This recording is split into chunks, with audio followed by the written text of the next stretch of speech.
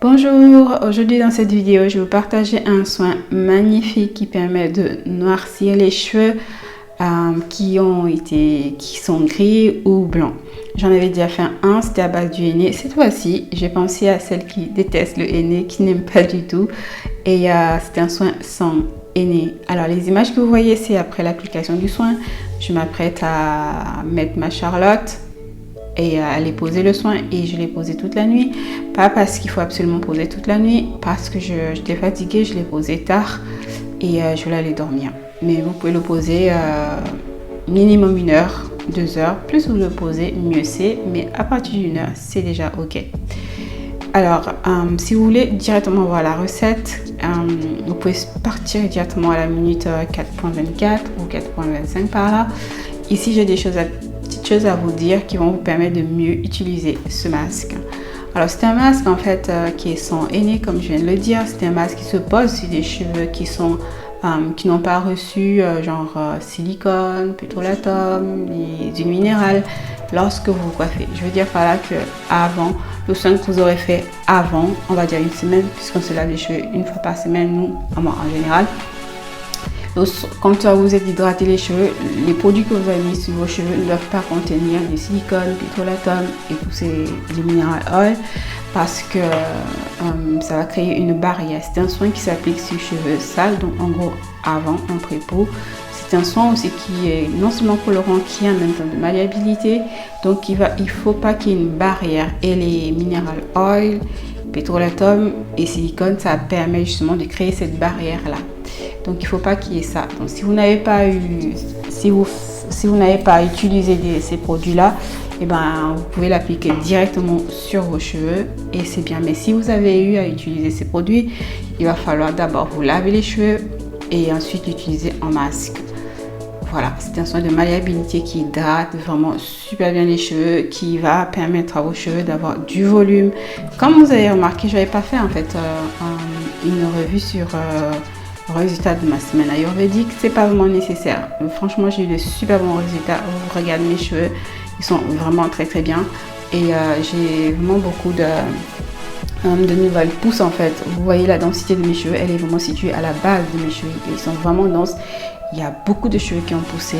Bien sûr, ça s'affine un petit peu avec les longueurs. Et voilà. Et donc, du coup, là, en ce moment, je ne me lisse pas les cheveux. C'est vraiment l'été, il fait chaud. Qui est-ce qui se lisse les cheveux pendant l'été? En tout cas, pas moi. Et donc, je suis en mode vraiment ayurvédique. J'ai vraiment profité. Je me suis remis dedans, mais à fond. Tous mes soins, c'est que ça, des poudres. Et je me régale en fait, les filles. Je me régale et j'aime énormément. Donc voilà, en gros, on va passer dans quelques petites minutes, quelques petites secondes à la recette proprement dite. Et c'est une recette qui est très très simple, mais il y a des petites règles à respecter. C'est un peu compliqué dans le sens qu'il faut prendre son temps pour le faire, mais vous allez voir, c'est vraiment très facile à faire. Et ensuite, vous allez profiter des cheveux qui seront noirs naturellement. Et comme je l'avais dit, je pense dans la première vidéo avec le henné, c'est pas des soins chimiques.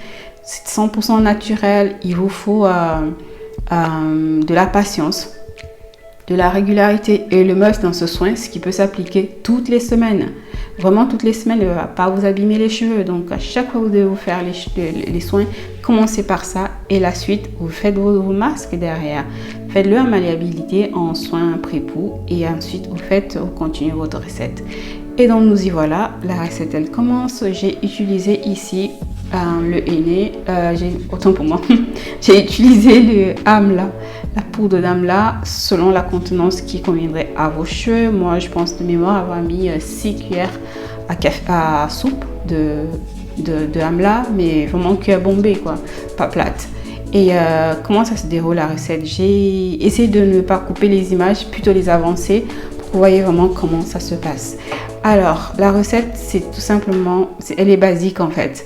Il y a 2 ingrédients qu'on va utiliser et le 3e ingrédient de l'eau. Donc on va commencer par faire ce que vous voyez là. Je vais griller je dis tout le temps les henné, autant pour moi. Je vais griller mon amla, vraiment le griller, qu'il soit noir. Et ça prend du temps, pas à feu fort les amis, en douceur. Vous touillez comme vous voyez là. Et vous touillez, vous êtes patiente sans accélérer le feu fort. et ouvrez vos fenêtres parce que ça va fumer un petit peu. Vous faites ça, vous êtes patiente jusqu'à ce que le amla soit vraiment marron et même noir. Pas marron, franchement noir. Il faut qu'il soit noir. Continuez de le faire, il ne va pas cramer, il ne va pas vous cramer votre maison. Mais vous continuez de touiller, de touiller, de touiller, de touiller et encore et encore et encore. Je ne vais pas vous expliquer les effets du amla. Vous connaissez déjà ça par cœur. J'en avais déjà fait une vidéo là-dessus. Donc une fois que vous avez touillé et que votre amla est bien grillé, et ben on va ajouter de l'eau. On va ajouter de l'eau, une assez bonne quantité d'eau et on va continuer de touiller non-stop. Continuer encore et encore bien touiller. Il faut cuire en fait, il faut cuire le amla, bien le cuire. Donc touiller, touiller et encore et encore et encore. Et c'est très important de vraiment respecter ça. J'ai oublié de vous dire aussi qu'il est important que ce soit dans une marmite en fonte. Voilà, c'est des recettes indiennes en fait. Il faut que ce soit dans une marmite en fonte et vous, un peu comme avec le henné. Et là, vous grillez votre henné, vous grillez votre amla, autant pour moi, et vous mettez de l'eau, vous touillez, vous continuez de tourner, ne pas le laisser sans tourner, tout le temps le tourner pour pas qu'il attrape en fait. Et vous allez voir, il va bouillir, c'est tout à fait normal comme vous voyez là.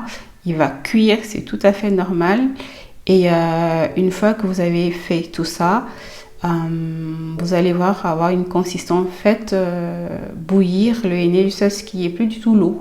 Que toute l'eau que vous avez mis disparaisse complètement.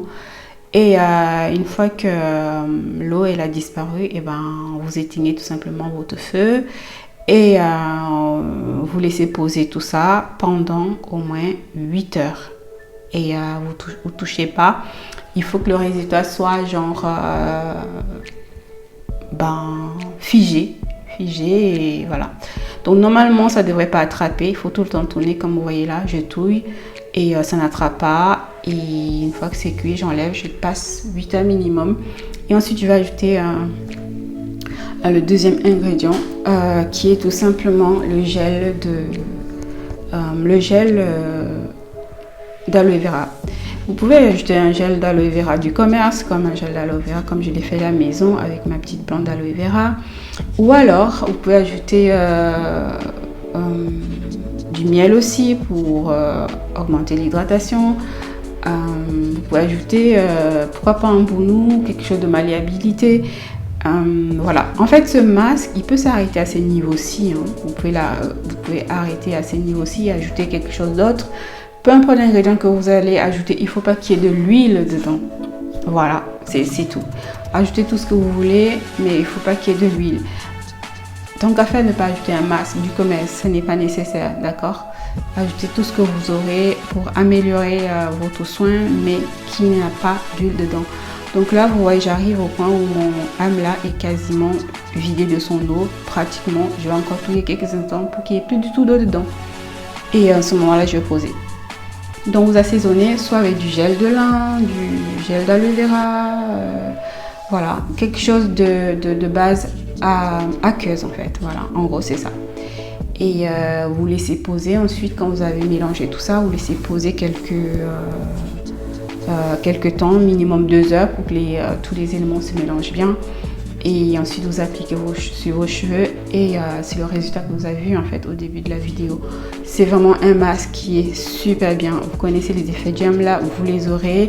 Vous connaissez les effets de l'aloe vera selon l'ingrédient que vous avez préféré pour assaisonner votre masque. Et vous avez des cheveux qui sont vraiment... Moi par contre j'utilise que le gel d'aloe vera pour ces soins. Les cheveux sont vraiment séparés. Le gel d'aloe vera sépare bien les cheveux. Et voilà le gel que j'ajoute, c'est vraiment un chouette masque les amis, qui va vous colorer les cheveux en douceur évidemment. Et bien sûr, et apporter tous les bienfaits qu'il apporte à vos cheveux, que le amla apporte et le gel d'aloe vera. Et peu importe ce que vous aurez ajouté à la suite, qui va aussi apporter à vos cheveux. Voilà en gros les amis, je vais touiller tout ça comme vous voyez. Et qu'est-ce que je peux dire d'autre? Ça fait trop de... Et je suis vraiment désolée. Voilà la consistance qu'il faut en fait. Il faut qu'elle soit liquide, il faut qu'elle soit coulante, running. Et pour autant pour moi. Alors, c'est ce que vous allez appliquer en fait sur vos cheveux. Avant d'appliquer sur vos cheveux, vous humidifiez les cheveux. Pas les mouiller, mais vraiment légèrement. Et ensuite, vous appliquez votre produit dessus. Il est noir. L'aspect est vraiment noir. C'est vraiment génial. Voilà, comme vous voyez là. Donc, en gros, voilà la recette que je voulais vous présenter dans cette vidéo. On se retrouve très bientôt, si le Seigneur le permet, dans d'autres vidéos, les amis. Portez-vous très bien. Ciao, ciao.